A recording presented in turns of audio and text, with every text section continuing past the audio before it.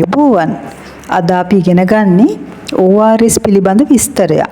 මොකක්ද මේ ORS කියන්නේ කියලා බැලුවොත් oral rehydration salt.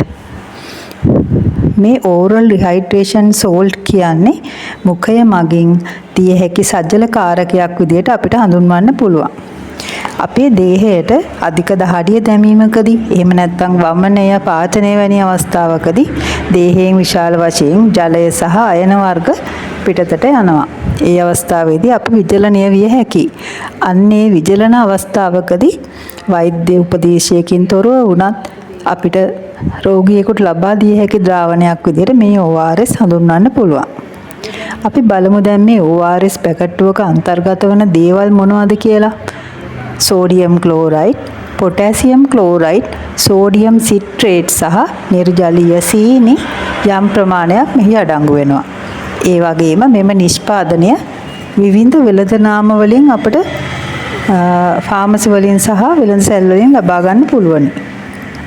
මේ අතරින් රජයේ අනුමත වූ නිෂ්පාදනය වන්නේ ජීවනී. ජීවනී මිලිලීටර් 1000 සහ මිලිලීටර් 200 වගේ ප්‍රමාණ දෙකකින් අපිට ලබා ගත හැකියි. හොඳයි. අපි බලමු ජීවනී ද්‍රාවණයක් සාදාගන්නේ කොහොමද කියලා. මෙයට අපිට අවශ්‍ය වෙන්නේ හොඳින් උණු කර නිවාගත් වතුර ලීටර් 1ක් සහ ජීවනී පැකට්ටුවක්. එම වතුර ලීටර් 1ක් තුල ජීවනී පැකට්ටුව සම්පූර්ණයෙන්ම දිය කර අපිට මෙම ද්‍රාවණය සාදාගත හැකියි. සාදාගත් ද්‍රාවණය රෝගියාට ඉතා කුඩා ප්‍රමාණවල් වලින් වරින් වර ලබා දිය යුතුයි. මෙම ද්‍රාවණය සාදාගත් වේලාවේ ඉඳලා පැය 24ක් ඇතුළත තමයි භාවිතයට සුදුසු වෙන්නේ. ඒ වගේම මෙම ජීවනී ලබා දීමේදී කොපමණ ලබා දිය යුතුද යන්නත් ඉතාම වැදගත් කාරණාවක්. මේ පිළිබඳ පැහැදිලි විස්තරයක් හැම පැකට්ටුවකම සඳහන් වෙලා තිබෙනවා.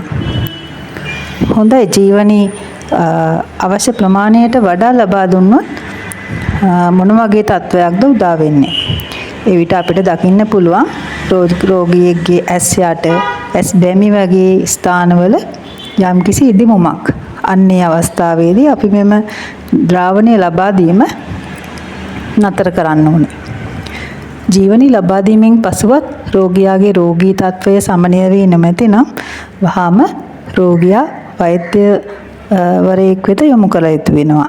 තවත් වැදගත් කාරණාවක් වෙන්නේ මෙම සාදාගත් ජීවනී ද්‍රාවණයට තැඹිලි, වර්ණකාරක හෝ රසකාරක ලුණු වගේ කිසිම දෙයක් බාහිරින් එක් කිරීම සිදු නොකළ යුතුයි කියන එක.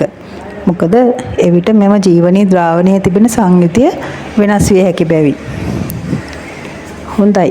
එහෙමනම් අදට මෙම වීඩියෝව අවසానයි. මේ මගින් ඔබ යම්කිසි දැනුවත්භාවයකට පත් වෙන්න ඇති කියලා මම හිතනවා. ඒ වගේම මෙම වීඩියෝව අවසානයේ වන තෙක් නැරඹු ඔබ සැමට ස්තුතියි.